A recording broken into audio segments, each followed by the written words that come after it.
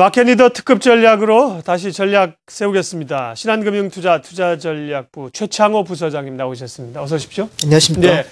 오늘은 그래도 생각보다 장이 좀 반등을 주고 있습니다. 예. 코스닥이 먼저 돌렸고요. 코스피도 뭐 거의 지금 2포인트까지 낙폭을 좁혀왔는데, 다만 어제까지 이제 1950 밑으로 제법 또 좀 흘러내려왔지 않습니까? 이렇게 주가가 좀 조정받는 이유는 어디 있을까요?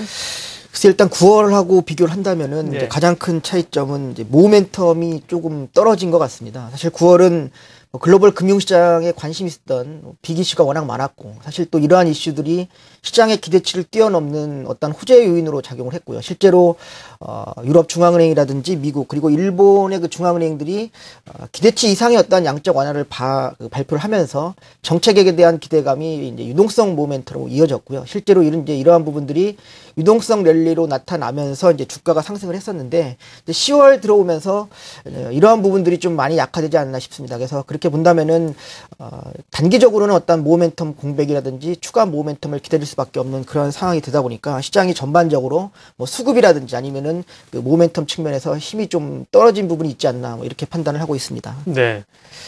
자, 뭐 여러 가지 변수가 있는데, 일단 오늘 우리 아침에 또 S&P가 스페인의 신용 등급을 내렸다는 얘기를 들었지 않습니까? 예, 예. 스페인 문제, 뭐 그리스도 그렇고요. 예. 기위가 있고 매듭이 안 돼 있고, 스페인 문제나 유럽 문제는 영향력이 지속됩니까? 어떻습니까? 일단은 뭐 당연하죠. 사실 네. 뭐 시장에 좀 핵심이 있고 또 글로벌 금융시장에 계속 영향을 미칠 거라고 보는데요.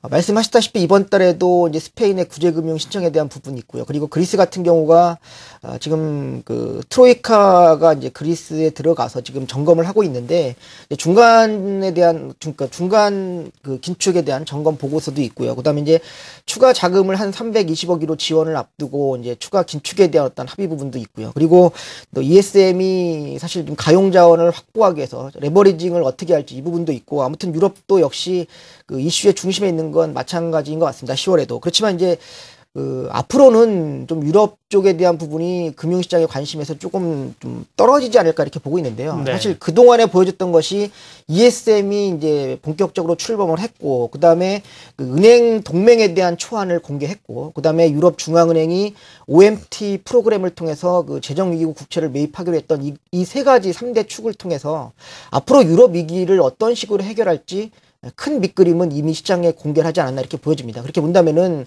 이미 그 보여줄 수 있는 정책에 대한 부분은 80% 이상을 보여줬다면은 앞으로는 유럽은 이제 어떤 새로운 빅 이슈를 기대하기보다는 이런 것이 잘 진행될지에 대한 관심으로 갈 것 같고요. 예.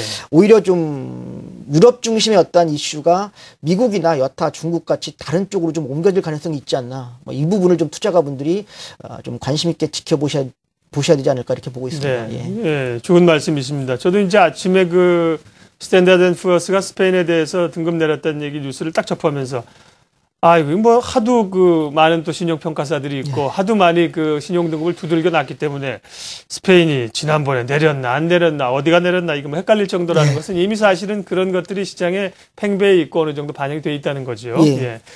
자, 시장은 또 주식은 뭔가 새로운 모멘텀이나 재료를 먹고 자라는 건데, 새로운 모멘텀을 어디서 좀 찾아야 될까요?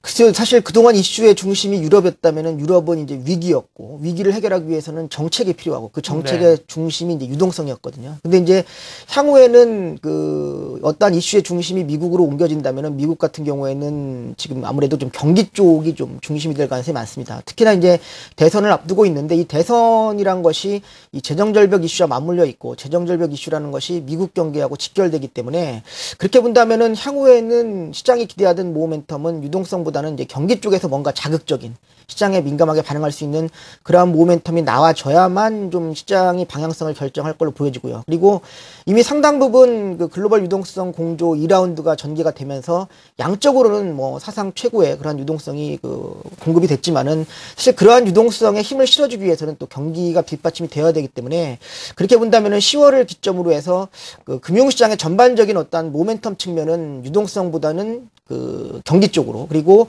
지역적으로 굳이 본다면은 유럽 쪽에서는 미국 쪽으로 좀 옮겨질 가능성이 있다 해서 시장이 새롭게 기대하는 모멘텀은 어떠한 미국의 어떤 경기 지표, 중국의 경기 지표 이런 쪽이 아닐까 이렇게 보고 있습니다. 네. 그 질적인 측면에서 이제 유동성, 돈을 푸는 거에서 경기가 실제로 좋아지는가고요. 지역에서는 이제 유럽에서 미국 쪽이라고 하셨습니다. 근데 이제 경기라고 하는 게 확인하려면 지금 시간이 걸려야 되고 그렇습니다. 하루아침에 좋은 사인이 나오기 좀 어렵다는 거고요. 예. 지역적으로는 이제 유럽에서 미국, 또 이제 미국과 함께 중국 상황들도 정권 교체라든지 대규모 뭐 경기 부양책 시장의 기대가 높긴 합니다만 중국도 좀 봐야죠. 그렇습니다. 예. 말씀하셨다시피 뭐 경기하면 중국을 우리가 빼놓고 얘기할 수는 없습니다. 근데 이제 지적하셨다시피 중국도 11월 초에 그 공산당 최고자 회의를 통해서 최고 지도부가 이제 교체가 됩니다. 근데 과거에도 보면은 이제 지도부가 교체되면은 그 초기에, 그러니까 지도부 교체된 정권 초기에 적극적으로 좀 투자를 집행한다든지 경기 부양 카드가 많이 나왔습니다. 그래서 지금 중국 같은 경우는 이미 뭐 바오바 시대, 그러니까 8%의 성장률을 유지할 수 있는 그런 상황은 아닌 것 같습니다. 하지만 네. 이제 경착륙을 방어하기 위해서는 어떠한 식으로든 경기 부양책을 내놓을 것 같은데요. 일단 11월에 그 공산당 그 전대가 끝나고 나면은 아마 그 투자라든지 아니면은 기존에 미루었던 이러한 부분들에 대한 그 경기 부양 카드가 좀 집행될 걸로 보고 있기 때문에 어떻게 보면은 좀 중국 쪽이 우리 증시에 기대할 수 있는 모멘텀이 의외로 있지 않을까 이런 판단을 하고 있고요. 실제로 지금 민민은행 같은 경우에는 뭐 오늘 외신을 통해서 보도가 됐습니다만은 이제 RP 그 매입을 통해서 이미 그 유동성을 공급했고 아마 이번 달 중으로는 뭐 지급진 비율 추가적인 인하 가능성 충분히 있는 것으로 보여집니다. 그래서 통화도 이미 충분히 공급을 하고 있는 상태에서 그 어떤 정부 차원의 추가적인 경기 부양책, 뭐 보조금을 확대한다든지 이런 네. 식의 중국 경기 모멘텀 한번 기대해 볼 수 있을 것 같습니다. 예. 중국은 이제 다음 주 목요일 딱 일주일 남았습니다. 18일 날 이제 3분기 실질 GDP 성장률을 발표하기 때문에요. 굉장히 중요한 그 변수가 될 것 같습니다. 3분기 실적이 지금 발표가 되고 있습니다. 실적 모멘텀하고요. 투자 전략까지 좀 마무리를 해 주셔야 되겠습니다. 예. 시간상. 일단 뭐 실적은 뭐 다들 지금 좀 우려가 크죠. 기본적으로 그 미국 같은 경우에는 전년 동기 대비해서 11분기 만에 지금 마이너스로 오히려 감소할 걸로 예상을 하고 있는 것 같습니다. 근데 뭐 이 부분은 어느 정도 예상을 했던 거고요.